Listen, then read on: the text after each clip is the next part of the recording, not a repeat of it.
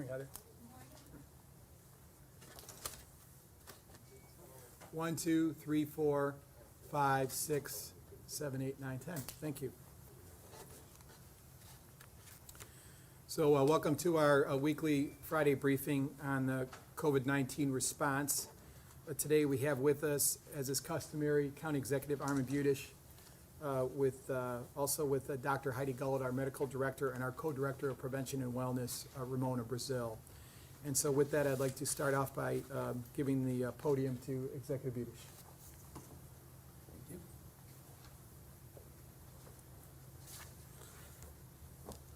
Good morning, everybody. I am, again, happy to be with all of you as we head into this holiday weekend. Thanks, as always, to Terry Allen and Dr. Heidi Gullett for hosting these briefings and for the great work that they continue to do. I just want to add, I sincerely hope that Terry and Heidi, that you get to take a little break this weekend. I know that you guys work so hard. I mean, nights and weekends, you're always out there working, and you know, I'm worried about your health because you've got to stay healthy to help the rest of us stay healthy, and so take a little break this weekend, please. Speaking of health, I want to first talk about the executive order that I signed earlier this week. This order states that all county employees and people entering our county buildings must wear a face mask. While our buildings are not yet open to the public, they will be soon. We're working on an opening strategy, and the wearing of face coverings is a big part of that. Even now, we have employees in our buildings doing the work that needs to get done to get our services out to the public. They need to know that they're in a safe working environment, and the public needs to know that they're coming into a building that they can be safe as well. Wearing a face mask, it keeps the people around you safe. It doesn't keep you safe from contracting, from getting COVID, but it does help you to protect others from getting the virus. And if we all wear face masks, then we can all be safe and protect one another. So that's the goal. That brings me to this weekend. I'm sure that Terry's going to talk more detail about this, but I want to emphasize the same sort of thing as well. People are getting tired of social distancing. I know, I can see it in the public. And people are very much wanting to have everything go back to the way it was before. We're heading into a holiday weekend, and the weather is warmer. Hopefully, we may even get a day or two without rain. And that means we're going to want to get together and gather together and be with other people. That's natural. We want to be close to people that we care about. The governor has loosened up a lot of the restrictions. But here's the thing. The virus hasn't gone away. It's still there. And people can still be infected and can still spread the virus without even having any symptoms, without even knowing that they have the virus themselves. So even if you feel great this weekend, you need to continue to practice social distancing, please, hand washing, sanitizing, all the things that we've been talking about that this Board of Health has put out as guidance. It's very important. If we don't follow these practices, I'm pretty sure we'll be standing here in a couple weeks and there will be a spike. It's happened in other places. Why would Cuyahoga County be any different? So please be considerate of each other and be careful. Okay, now I'll get off my soapbox, literally. I want to give you an update on the distribution of PPE, personal protective equipment, that the county's been doing. Our PPE program is all about keeping our first responders and healthcare workers safe. And that's critical because they're helping keep us safe. Yesterday we hit a milestone. We filled more than 1,000 resource requests and have eclipsed the 1 million mark for PPE distributed. That's 1 million face masks and gloves and gowns and other protective items. It's a lot of PPE. I can't say enough about the great work that's been done between our emergency management department and this Board of Health on this matter. I want to say that a significant number of these PPE came about because of the generous and concerned county residents that have made contributions, dentists and veterinarians and local companies in the area that have contributed PPE. We actually got PPE from 3 different sources. One is the donations, another is the strategic national stockpile, and the third is the items that we purchased as a county government. We searched for and found and purchased as a county government. We've been aggressive from day one on this issue because we knew that there just wasn't going to be enough PPE available here and elsewhere to keep our first responders and healthcare providers safe. I authorized $2 million for the purchase of PPE early on and have pledged to do more as the need arises. I don't know of any county or city anywhere in the country that's done more in gathering, locating, and distributing PPE than Cuyahoga County. This PPE has gone to first responders, corrections facilities, hospitals, healthcare providers like nursing homes and assisted living facilities, alcohol, drug addiction, mental health service providers, cities, municipalities, and courts. This is an important demonstration of how good our emergency management department is that's getting things done. We should all feel comfort knowing that Cuyahoga County continues to be a leader in our state in emergency management. In fact, we're the only local emergency management accredited program in the state of Ohio.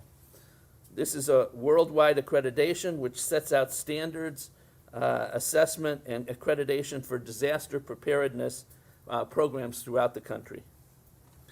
As this crisis unfolds and we experience hotspots and different peaks, our EMA will be there processing requests to ensure the safety and well-being of everyone. Another area where we're devoting our attention is scams. Unfortunately, when there's a crisis, scammers will try and take advantage of the fear and concern that people feel. Our Department of Consumer Affairs is always vigilant, trying to make sure that they're on top of whatever the latest scams are, people that are trying to take advantage of our residents.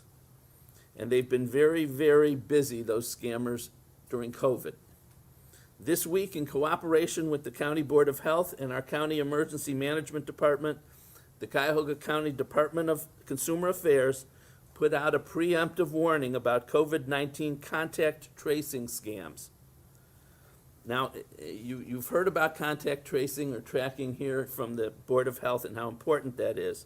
The Board of Health for the county and the city are very involved with contact tracing. They call residents that may have come into contact with someone who has COVID-19. It's a critical part of the response to the COVID crisis. These calls collect important information about the spread of the virus in our community. It allows the boards of health to locate people who have come into contact with someone who's positive so that these people can isolate themselves or be isolated. This is a necessary procedure to stop the spread. But scammers in some places have posed as COVID-19 contact tracers in an attempt to get Social Security numbers or bank account numbers. So we issued an alert to help our residents avoid these scams. Legitimate health department contact tracers will never ask people for their Social Security numbers, banking information, or for money. They will never ask for those things. Don't click on links or respond to texts that say you were exposed to COVID-19. If you're aware of any suspicious calls or texts, you can report them directly to the County Department of Consumer Affairs. The telephone number is 216-443-SCAM, S-C-A-M. And I'm pleased to say, by the way, Director of Consumer Affairs for the county, Cheryl Harris, is here today, and she's been on top of the scam squad. She created the county scam squad and has it's been very active in making sure we're protecting our residents. Thank you, Cheryl.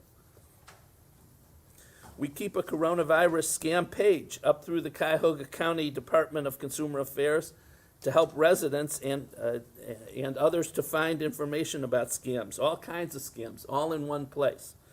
Residents will find tips on how to spot and avoid job scams, suspicious texts, stimulus scams that also exist. Businesses will find resources for boosting their cybersecurity and guarding against sophisticated email scams. We've gone a long way from the prince in Nigeria that wants your money. These scammers are very focused on getting at your personal information and your money. They're constantly thinking of new ways to get to you. So I encourage you to visit consumeraffairs.cuyahogacounty.us. That's consumeraffairs.cuyahogacounty.us to see the latest updates. You can also report scams at that same website, or you can call 216-443-SCAM. That's 216-443-7226. We're always looking for ways to increase awareness of scams. That's the best protection that people have, if they know what to watch out for. More than 19,000 Cuyahoga County residents will receive scam information in meals that are distributed through the Greater Cleveland Food Bank and the county-funded senior meal delivery programs. We want to get the word out. Very important. So that's what I have for today, but please know that we continue to work on ways to help residents and businesses stay safe, healthy, and financially secure as we all navigate this crisis together. Thank you.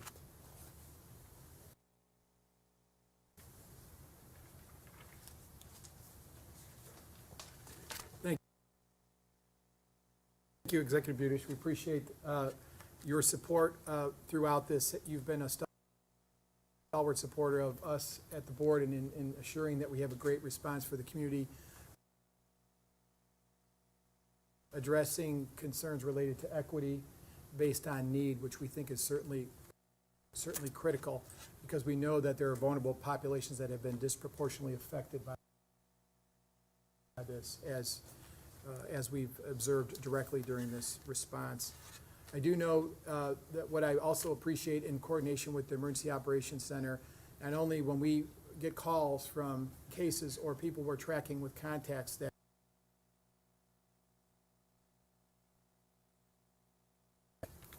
we also had gotten support to fit test our staff that were working out in the field through the resources through the Emergency Operations Center. Kevin Fries has supported us there, and we appreciate that as well. So it's a great partnership. So we know that we're amidst the Responsible Start Ohio process and returning to work plan. This week, many people began returning to work from different sectors of our economy as we reopen. Under the Responsible Start plan, the state has issued specific mandates for best practices to guide businesses towards safe and healthy outcomes for both their staff and their customers.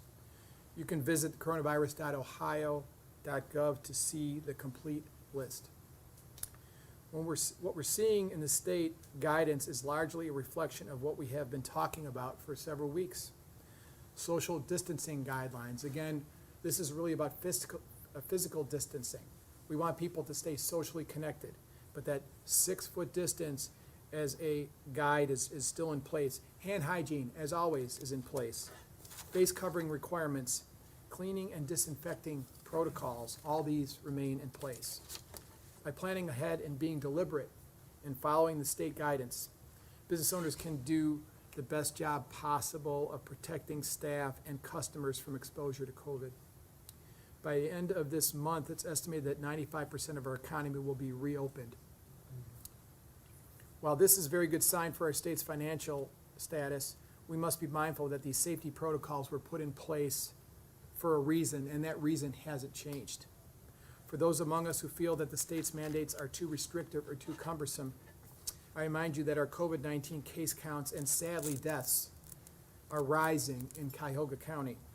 In fact, Ohio saw its largest daily increase in cases since May 8th, just yesterday.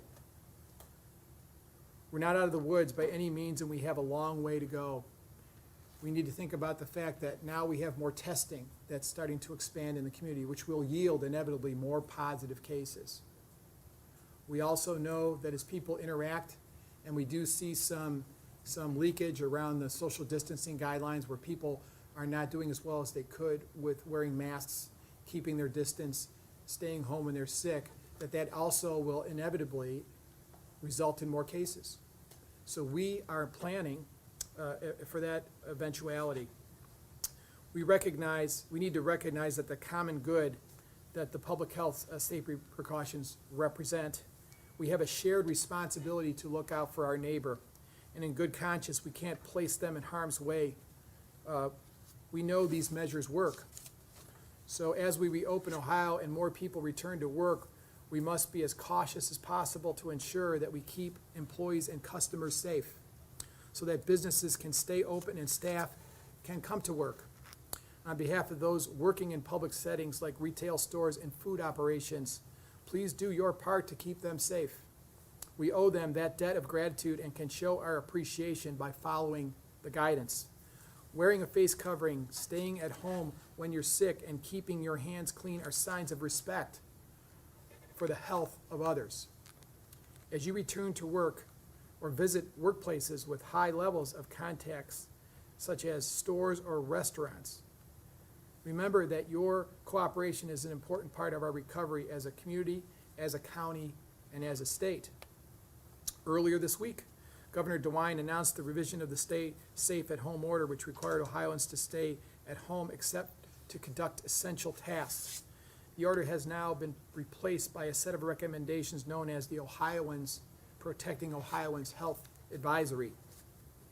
The advisory recommends but does not require those who are not at high risk to stay at home when possible in order to reduce the spread of COVID-19. People in high-risk categories, like people over 65, and those living with health conditions, chronic conditions, are advised to take extra caution. This would mean staying home as much as possible except to seek medical care or other vital needs. My parents are in that category. They are approaching 80, and my advice to them is to stay put.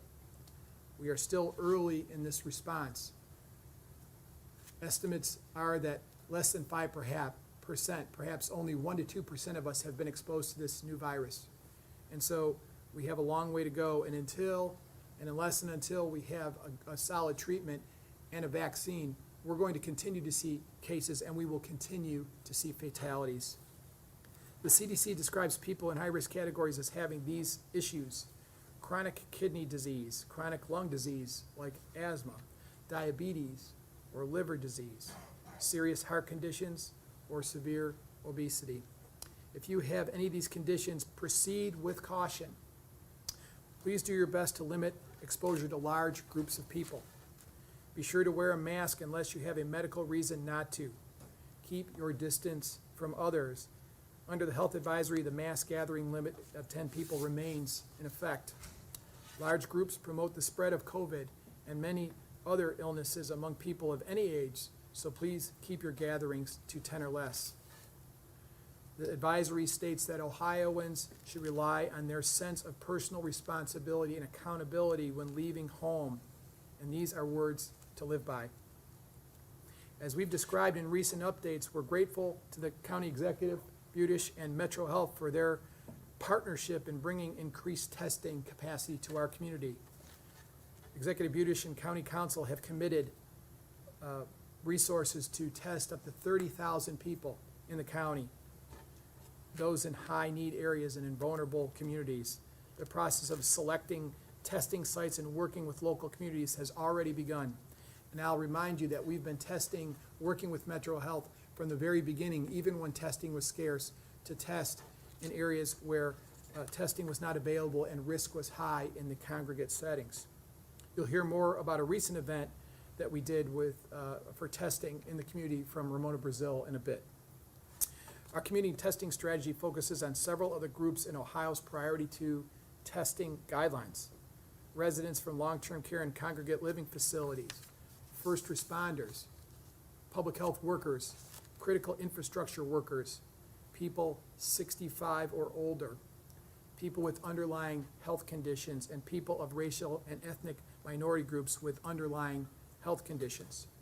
Our ability to serve in our communities will be determined using equity-based strategies that prioritize issues such as access, need, and underlying health conditions. We know there are folks that don't have access to health insurance and need a test. They have symptoms and don't know where to turn. These resources are designed to reach them. What this means for the community is that we are moving systematically to help those who need our help. We're proud to be part of this expansion of testing services as we partner with our communities and protect the public's health and well-being. Metro Health released a model, as we know, recently, predicting an increase in coronavirus cases in Cuyahoga County and across the state in late May and early June. Modeling from Dr. Johnny Rose, a preventive medicine physician from Case Western, who was actually the first preventive medicine resident to cycle through the Board of Health some 10 years ago. Dr. Rose has been working on models for quite some time, and his model also is predicting a rise even as the state opens back up for the reasons that we described. Predicting a rise even as the state opens back up, even with the warm weather coming to us that we're all grateful for. The predicted increase is based on Ohioans beginning to interact more as the opening of the state continues, and an increase in testing that will yield more positive cases, with people gathering in bars, restaurants, and stores as well as at their respective workplaces. The model shows a spike in cases. As people come in closer contact and opportunities for transmission increase, social distancing guidelines and wider testing become more important than ever in helping to reduce the spread of the virus. Just a word on Memorial Day before I transition to Dr. Gullett. On Memorial Day, we take a moment to duly honor the brave men and women who have fought and died while serving in the military. I would also ask that you remember that over 95,000 Americans have died from COVID-19 in just the last 2.5 months. For reference, an estimated 58,000 people died during the Vietnam War. Please keep in mind that friends and family have suffered in the wake of all these tragedies, and keep them with you in your hearts during Memorial Day. Please interact with family and friends in responsible ways that honor the public health prevention guidelines that have proven so effective in the COVID response. I'd like to now transition for our data roundup to Dr. Gullett.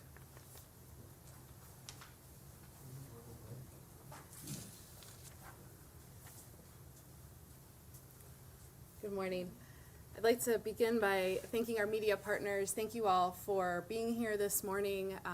And I'd like to thank Paul and Heather for providing interpretation services. We really appreciate all that you continue to do to cover the impact of COVID-19 in our community.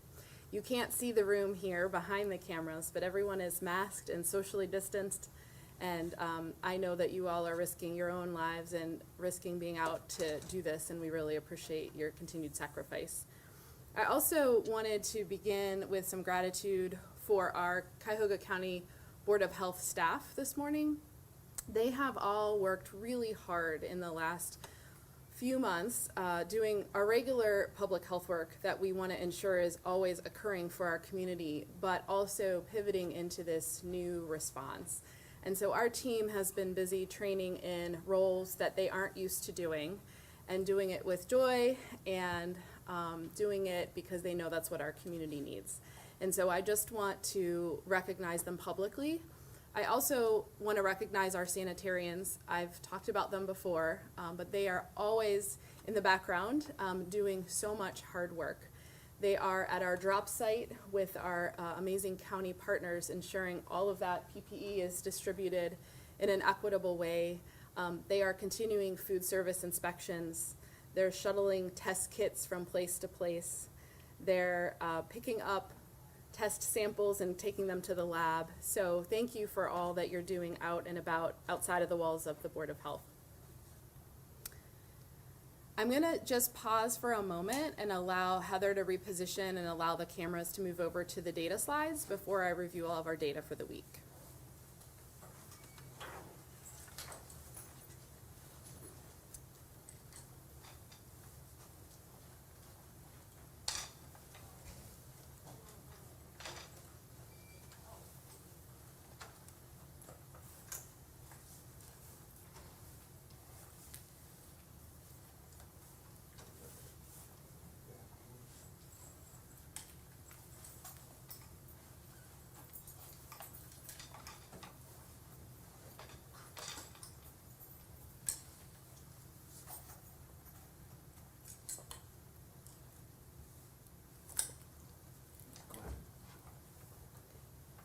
I'm always impressed at how quickly you pick up those huge cameras and whip them over to the other side of the room. It's very impressive. So for the Cuyahoga County Board of Health jurisdiction, our cases this morning are as follows. Lab confirmed cases, 2,084. Probable cases, 495. Date of illness onset stretches from February 28th to May 18th.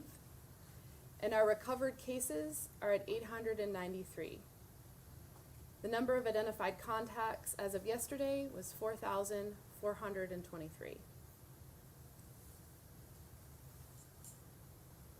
The age range for our cases is 1 week to 101 years of age, and the median age for cases is 51 years old.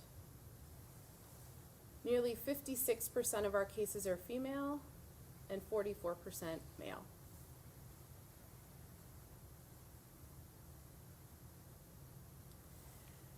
With regard to hospitalizations, at any point during the illness, 415 of our cases have been hospitalized, which represents about 17% of our total cases.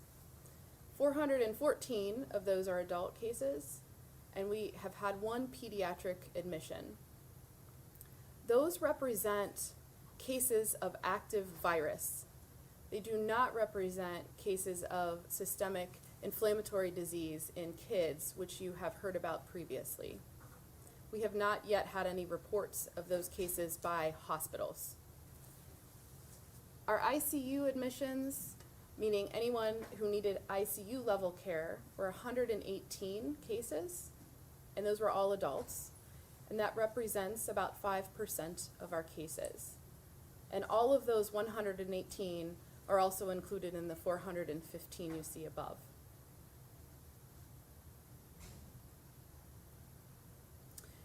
This is a new graph this week. We wanted to show you how our cases have risen week to week. We've chosen every Friday since the very beginning of our pandemic here in the community. And this represents in red our total number of cases each week. So you can see the continued rise.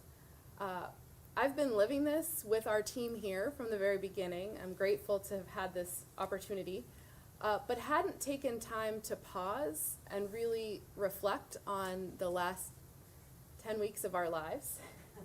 And when I did that this week, and putting these numbers together, I was really surprised, just seeing how much has happened in our community in just a short period of time.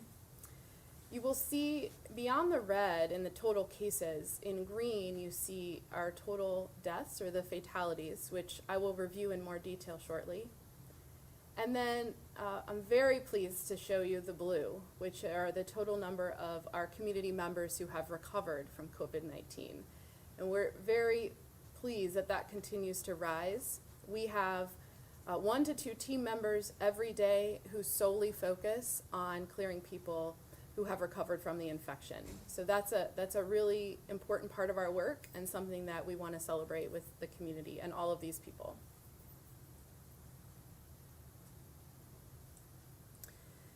Again this week, about 21% of our cases are in healthcare workers. This is pretty stable. Early on it was higher, it was closer to 30%, but in the last few weeks it's been around 21%.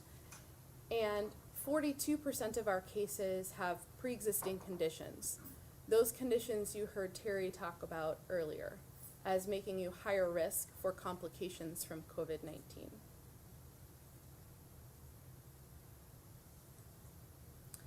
Our cases in racial and ethnic breakdown are shown here, and I also have a graph to show you in a moment. 1% of our cases identify as Asian, just over 38% is Black, nearly 49% is white, 3% is other, and 8.6% unknown. For ethnicity, 2.6% of our cases identify as Hispanic or Latino, 74% as non-Hispanic, and just over 23% still unknown. Our team is working diligently to, again, get this as well as much more information about symptom onset, all the different kinds of symptoms, etc. These are the graphs that represent the information I have just shared with you. And we like to present the information in several different ways, which is always posted to our website after this press conference. But this just shows you the racial and ethnic breakdowns of our total cases, which I just reviewed.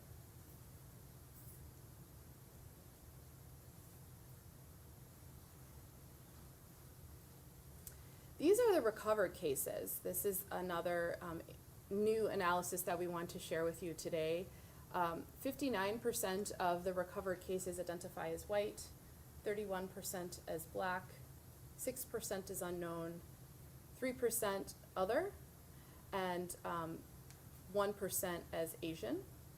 With regard to ethnicity, 80% of those who have recovered identify as non-Hispanic or non-Latino, and 3% as Hispanic or Latino.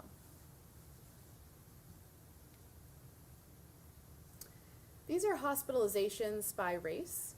And again, these numbers, as I mention every week, are lower than the numbers I give you at the very beginning of the press conference because those numbers are pooled last night, whereas these numbers have to be pooled a few days ahead because we have to have time for our amazing data team to do analysis. And I really want to give them a huge shout out. They are continuing to do more and more analysis every week, and we're very grateful for that on top of all of their other regular work that they do to support our agency and data. So these hospitalizations show that 48% of our cases that are hospitalized identify as white, 44% is Black, 4% is other, and Asian as 2%. You can see the race, the ethnicity data on the bottom. 79% of cases identify as non-Hispanic or non-Latino who are hospitalized, and 4% is Hispanic or Latino. This next slide shows ICU admissions, which is again a subset of the hospital numbers. Our ICU admissions show that 47% of those in the ICU identify as Black, 44% is white, 6% is other, 2% is Asian, and with regard to ethnicity, 83% identify as non-Hispanic or non-Latino, and a very small percent as Hispanic or Latino for the ICU admissions.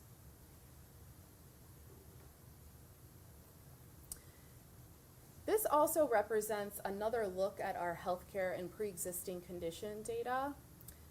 The top are healthcare workers. They represent, as I mentioned earlier, 21% of our total cases.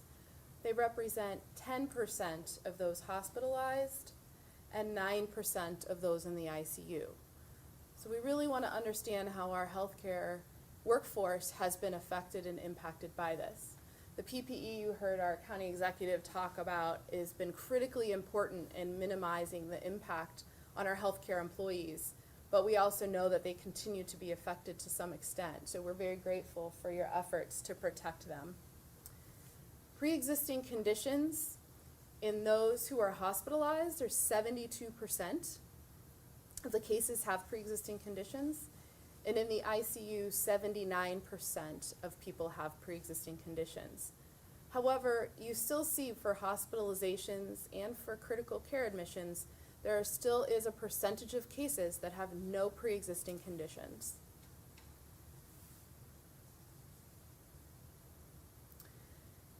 Before I move on to talking about deaths or fatality data, the longer this goes on, I think the more almost numb that many of us become to what our new lives have become. But I never want any of us to be numb about loss of life with regard to COVID-19. So I ask that you continue to remember these families, those affected by infection, but those affected by loss. This Memorial Day is particularly going to be hard for these families, so please keep them in your thoughts.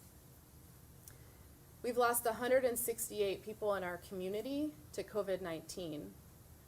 158 of those are from lab-confirmed cases, and 10 are from probable cases. Those individuals had exposure to lab-confirmed cases, but were unable to be tested prior to their deaths. These dates of deaths are March 20th to yesterday, May 21st. So this represents a full 2 months in our community. The age range for these cases continues to expand. We've lost individuals from the ages of 49 to 99 years old, and the median age for loss of individuals in our community is 79 years old. 50% of them have been female, 49% male, and in 1% of cases, we actually haven't reached the family yet and did not want to assume gender or sex identification. Race and ethnicity breakdowns are seen here, and again will be shown in a graph next. Asian, for the deaths, 1.2% of our deaths identify as Asian. Just over 23% is Black. 67% is white. Other is less than 1%. We don't know race in just over 7% of our fatalities. With regard to ethnicity, 1% of our deaths identified is Hispanic or Latino. 84% is non-Hispanic, non-Latino, and in 15% of the cases, we are still needing to obtain that information.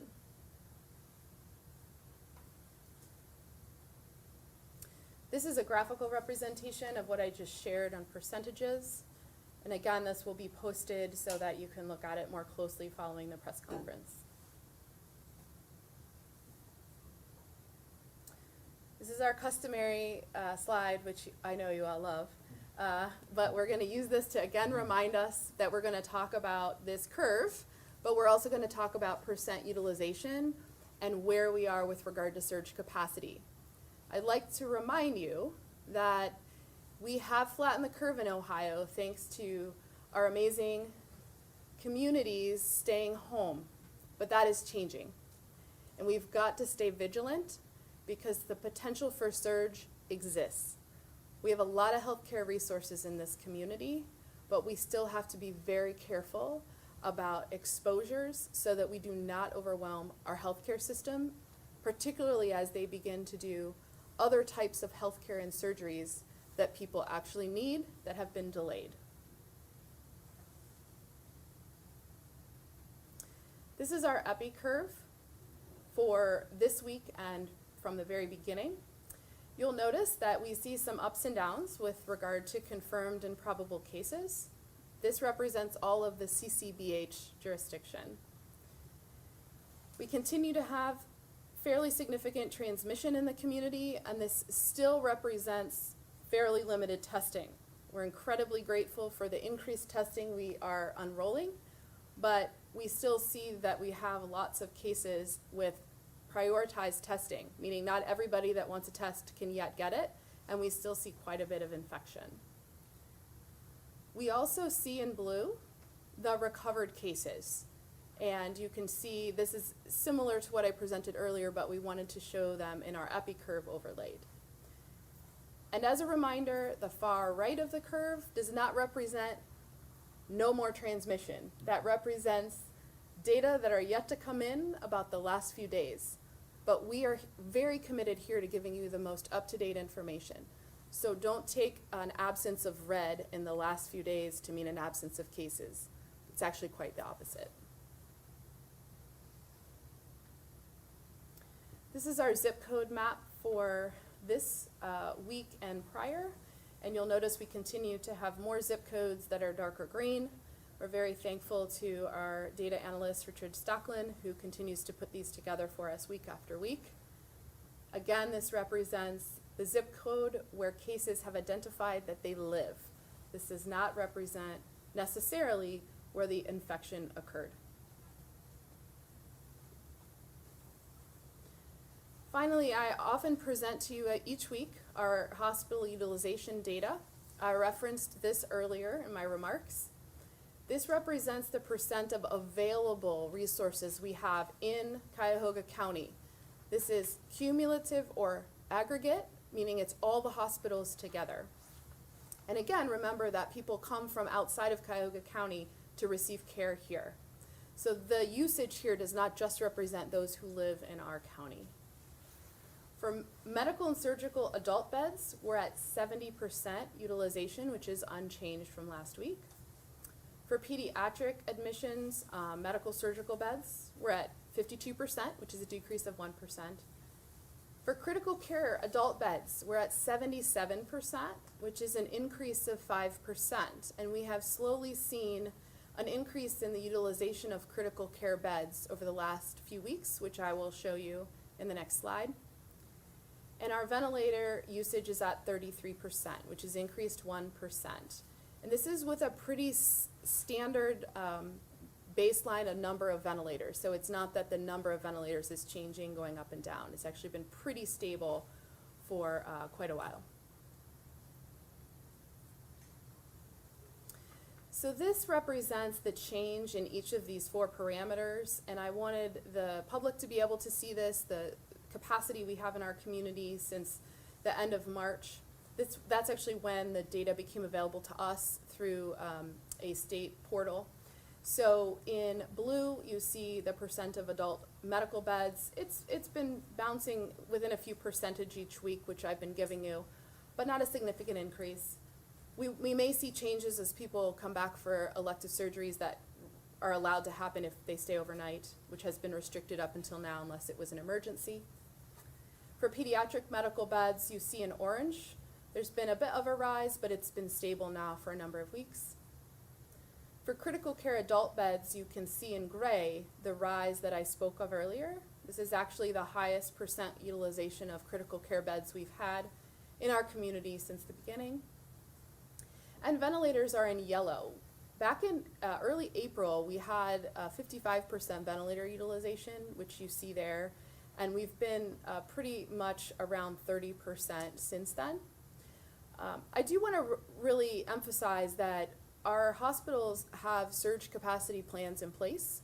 So if we continue to see rises in cases requiring hospitalization, there are abilities to change the number of beds and things like that. But I felt it was important for everyone to sort of see where we are as we begin to reopen and track that information as we have been going forward.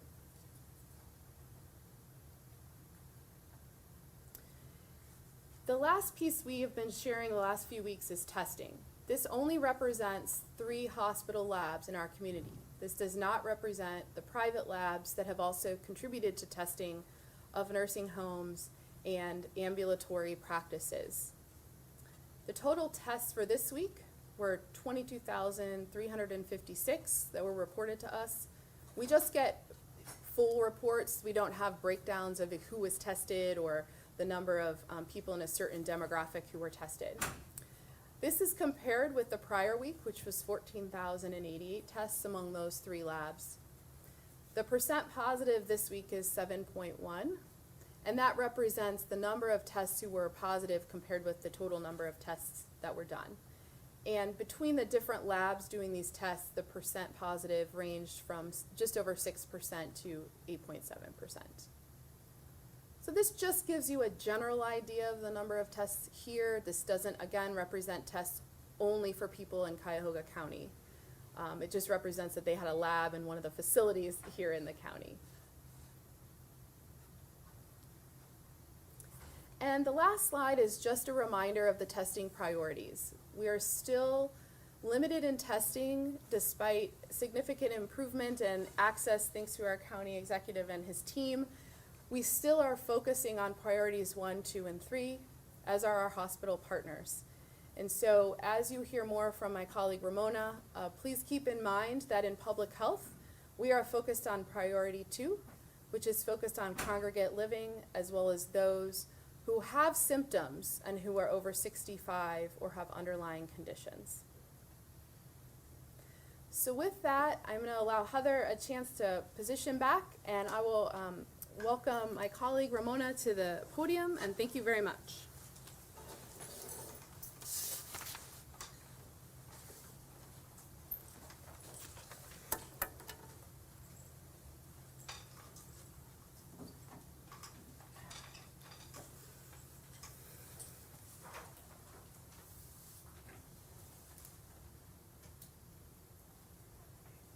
Good morning.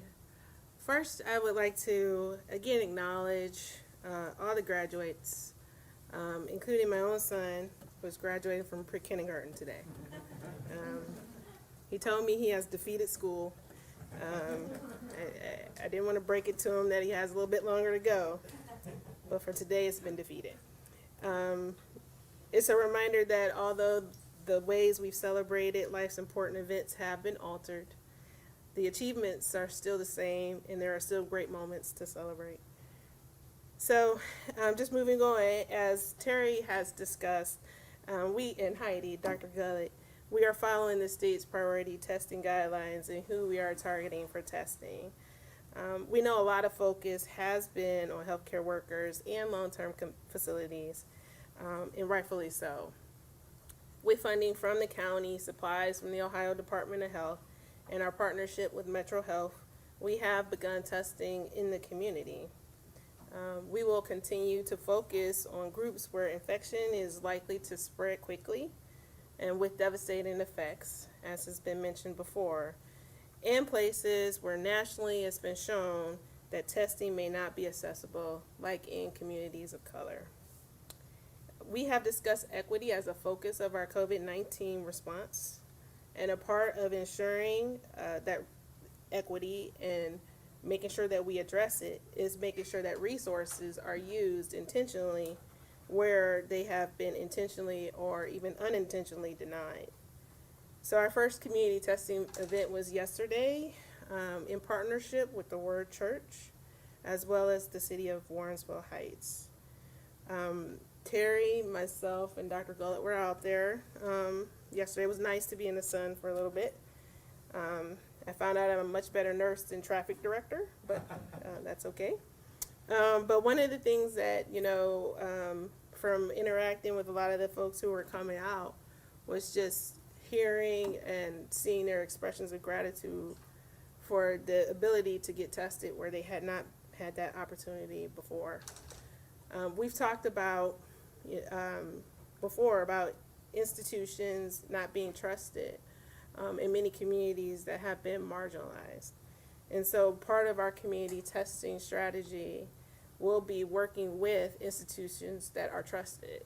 The African American Church is a trusted institution in the community. In many ways, it's served as a place of celebration and joy, and also for a safe place for sorrow and refuge.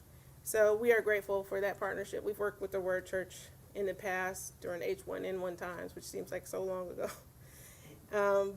And also grateful for Pastor Vernon as well as with the Mayor, Brad Sellers, to help us organize that event. We are currently still finalizing the results from that event, but we will be planning more testing opportunities for the community based on data of where we need to go. So a lot of the data that Dr. Gullett has presented will inform the next places that we need to go, and we plan to do that over the summer. So we also want to make sure that people who are going to get tested get the right information about testing. And Dr. Gullett and Terry have already mentioned that general testing is not yet available. To be tested, a person has to have an order through a healthcare provider, so a doctor or a nurse practitioner or physician's assistant. If anyone feels that they may have been exposed to COVID-19 and are having symptoms, we ask that they call their healthcare provider to see if testing is necessary. And people without a healthcare provider can call the Metro Health COVID line at 440-592-6843. People with mild symptoms may be asked to isolate themselves at home and without testing. So testing won't always occur even if people don't feel well, but they can be evaluated to see if testing is necessary. I just want to talk quickly about how testing is done. And there are a variety of ways. Some of what we know right now are better than other ways. The most accurate test that we look at is the nasopharyngeal swab. So this is a long swab that goes far back into the nose. It's then turned and then pulled out. People describe it as uncomfortable but quick. And I just want to reassure people, because there are some myths out there about testing, that people are not being infected while being tested. I would like to stress that very strongly. We work very hard, like Dr. Gullett talked about, with protective equipment, making sure that the person that's doing the swabbing is doing it correctly. We've all worked very hard to try to prevent the spread of COVID-19. Infection does not happen during testing. So after the test is done, then it is sent to the lab, where that tells us whether there's living virus that can be detected. And then a provider will call that person with the test results. So the way we become aware of that is through the labs. So labs then forward positive test results to us, and then that's where our whole contact tracing process begins. So we have also, of course, heard about contact tracing scams. And honestly, it has made contact tracing much more difficult for our staff. So just to kind of review what a staff person would ask for if they call, would be to verify the person's name, their date of birth, their address, and the names and phone numbers of people they have been in contact with. And it also helps if they tell the people they've been in contact with that they've given their information to the health department and to expect a call. A lot of times we call out of the blue and people don't know who they've been around and how do we get their information. So if someone is diagnosed with COVID, if they could let the people they know they've been around that we will be calling, would be helpful, because sometimes people don't really let us get far on the phone before they hang up on us. But as was said earlier, we will never ask for a social security number. We will never ask for bank account information. If someone is concerned that the contact tracing may be a scam, in addition to calling the number given earlier, they can also call the health department to verify that that person works at the health department. And that number is 216-201-2000. Turn it back over to Terry.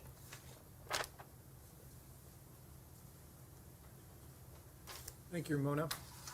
As we wrap up and take some questions, I'm reminded that in public health we have sort of a mantra that we follow, and that's that access to public health services and access to care is a right and not a privilege. If we look at the data that Dr. Gullett presented, what we know is that in our population, about 60% of our population is white and about 30% of our population is African American. If we look at hospitalizations and we look at ICU, intensive care unit bed numbers for the community, 48% of those that are hospitalized are white and 44% of those are African American. If we talk about ICU beds, 47% of those are occupied for COVID by those that are African American and 44% by those that are white. The access to care issue, delays in seeking care, distrust of systems, all those may have impacts on health outcomes, and those have to be addressed. And this COVID pandemic has illuminated what we've always recognized, that this disparity has existed and continues to exist and has been exacerbated by the COVID pandemic. So with that, I'd like to stop and allow us to take some questions that you may have. For Dr. Gullett, if we can go back to the recovery numbers, I don't know if we've seen those from the state before, but if you can kind of elaborate on those a little bit and talk about their significance. Sure. So we've been providing you aggregate or cumulative numbers of those recovered for a few weeks, but we hadn't given you racial and ethnic breakdowns yet because we simply hadn't done that analysis yet. We're doing our best to provide more and more analysis each week. So what we're seeing is that more and more people are recovering from infection, but what all that means is that we think that they are through it and we're clearing them based on symptoms. We do not have enough testing to clear people based on a testing strategy, which is no longer the preferred way to declare someone cleared by the CDC. Earlier that was, but given testing shortages and our understanding of the infection, we no longer use that. So what this represents is the number of people in our community who have had the infection that is either lab confirmed or probable, meaning they've been exposed to a lab confirmed case, developed symptoms, and we treated them as if they had the infection, which we believe they did. And our team actually does a full interview to clear people. So it's called a discontinuation of isolation is the official term. And we go through that interview. We learn more about what their course of illness looked like. We learn more about whether they were hospitalized, whether they'd been in the ICU, and also we learn a little bit more about how they're feeling now. And then we send them a letter. If we think that they meet the criteria for clearing, we send them a letter that allows them to be out of isolation. Because remember, isolation is a legal order of isolation. So they get a letter that says you no longer have to submit to isolation. So that's how the process, and this just represents, the folks who in our community have reached that. And I guess, have you seen the state numbers and are we consistent with those? Because I don't believe I've seen those, the state recovery rates and numbers. I actually have not either, and it's not that they don't exist, I have not looked for them. So I have really only focused on our community numbers. That's something I can certainly look for, Vic, for the future. But I've really been focused on Cuyahoga County with regard to our recovery numbers. We do report it, however, in the state system. So as soon as someone's cleared, we love bins around here. We have so many bins. Every tactics meeting, I find another reason to make a bin. And we have a way that we mark them every day, and our amazing data entry team puts them in the state system as quickly as we clear them. So the state is receiving those as well. Good, and you're comfortable with those, our recovery rate? I mean, our recovery rate looks like it's where it should be? Yeah, I mean, I don't really look at it as a rate because everybody recovers differently, and so I'm not really looking at how many have we recovered each day and let's try to get more people recovered, because I really want people to know that they may proceed at a different recovery timeline than other people. It depends on so many factors, like your underlying medical conditions, when you were diagnosed in your illness. I mean, some people have had their illness for a week or two before they ever get tested. They've been staying home, but then they get sicker, end up in the hospital, what have you. So I look at it as progress. We celebrate every single recovery that we have, but I don't necessarily look at it as a rate or a timeline, because I want people to recover when they feel comfortable that they have improved symptoms and that they're safe to return to their normal life outside of isolation. This is about preventing transmission of infection and making sure people have the level of care they need. So that's what we focus on. You guys talk a little bit about what's been happening in the community over the last week as patio dining has resumed, restaurants have resumed, retail has reopened. Just about the complaints, are you guys pleased with the way things are going? Yeah, so I'll repeat the question, and then Terry looks like he wants to answer, so I'd be happy to step out of the way. The question is about, as we've seen reopening occur, patios have been, people have gone back to patios to enjoy outside dining. What have the complaints looked like, and how have we addressed those? I can address also another piece of the testing part after Terry, but if you want to talk about enforcement first, and then I'll come back. So early on, as the orders are, as the information is made available at the state level, we first always go in with the lens to educate first so that people understand what it means. A lot of this has been moving fast and furious.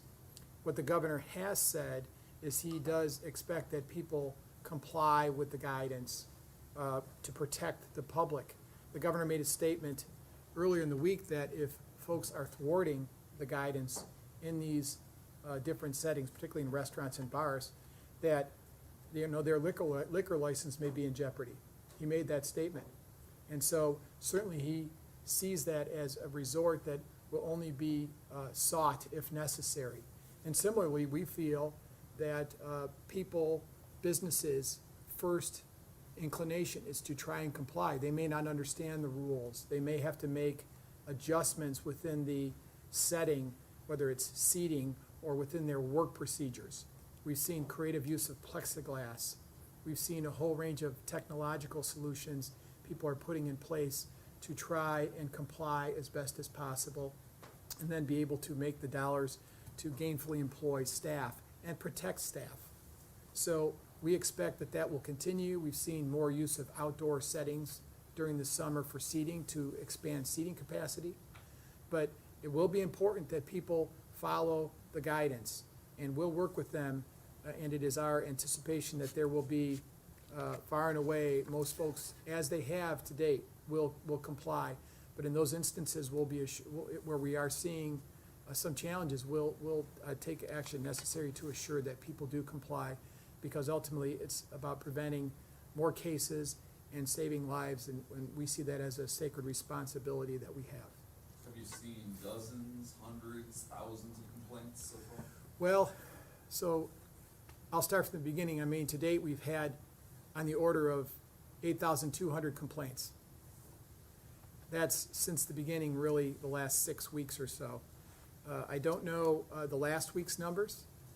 We can report that out. I'll make a point of providing some environmental health numbers next week, and we can give you a sense of what they've been seeing. But I think we're still in this first week, and we need to give folks a chance to comply. And then by the end of the month, we're really going to be basically 95% open. So we'll give you those numbers and report on the types of calls we've been seeing and provide that at the next briefing. Are you generally comfortable with the compliance, levels of compliance you've seen? The question is, are we generally comfortable with the levels of compliance we're seeing? I think what we're comfortable is that people are making a good faith effort to comply as they understand the rules. And I think that that's natural whenever anything new comes along, and they've been closed for quite some time. So they've been, now have to stand up their business and organize that business, and it doesn't happen overnight. And we're happy that they're beginning to bring employees back to work to become gainfully employed, and they are honoring their responsibility to protect both patrons and employees alike. I think at this stage, we're comfortable that people are taking those steps to do it, and as we see concerns, as we have from the beginning, we will respond and assure that that compliance is attained. You have finish up?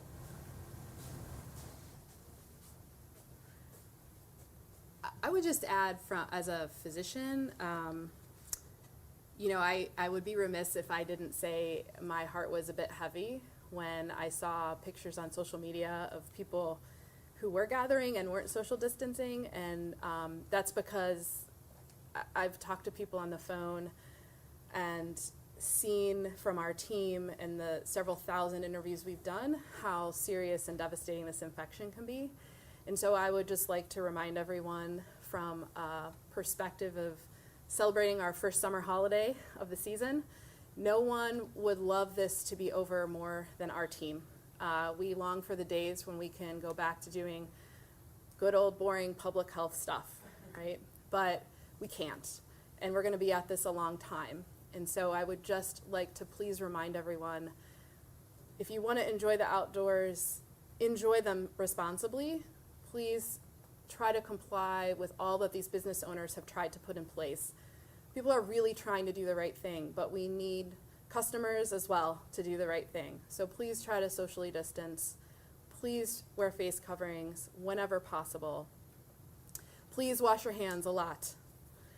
Use sanitizer if you don't have soap and water. Please avoid frequently touched surfaces, and I know a lot of business owners are working hard to keep those clean. I know lots of different kinds of businesses have these amazing plans for cleanliness. If you have a gym that's going to be reopening, please comply with what they're asking you to do. Things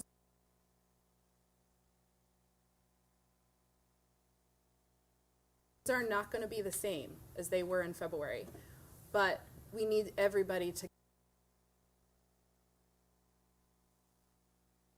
go along with what our business owners and our leaders in the business sector are doing. So that was the one piece I wanted to add. Confusion with regard to cases and the case definition. And I want to just be really clear that our case definition has not changed. I've given you the case definition every week from the beginning. It includes people with active infection. Our case definition and our case numbers do not include anybody who only has a positive blood test for antibody to COVID-19 or serology. That came up yesterday, and I wanted to make sure that I made that clear for the community that we are getting those reports, but those are separately managed, and you are not seeing those included in our numbers here. So people can be confident the numbers you see here are active cases or recent cases, not anything that could have happened sometime in the past. Are there other questions? Have there been days where there have been more people recovered than new cases? So the question, Scott's question is, are there days where there are more people recovered than new cases? There were a few weeks ago, and I think you heard Ramona talk about that a few weeks ago, but not recently. We've had quite a few new cases recently. Has there been so- a noticeable uptick? So we've had increased cases. I think you've seen week to week how many cases we've had, and we do continue to see quite a few lab confirmed cases. If you notice, our probable cases compared to prior weeks are a lot smaller, but we're able to get sick people tested more readily now. So some of this is a reflection of testing, but some of this is also a reflection of more mixing. And so I think the combination of those is leading to the increased cases that we're seeing. We are very hopeful we'll have more recovered cases day by day than we have new infections, but it's going to depend on everyone doing their part as we reopen. How concerned are you about this weekend, especially with the long weekend and with projected nice weather? Scott's question is, how concerned am I about this weekend and the projections of nice weather? Well, I am really excited about sun and warmth. It's been a long winter for a lot of reasons. But I am just concerned that people please listen to our guidance. This is, again, not about taking away anyone's individual right to do what they want to do. We just ask you to do it responsibly. So I'm concerned only insofar as people think it's not such a big deal, but I think most people recognize the gravity of the situation and recognize the severity of the infection. And our numbers haven't blown up the way they may have been predicted to early because people followed recommendations, and we need people to continue to do that. Prevention is the best cure for getting us through this. One more question, please.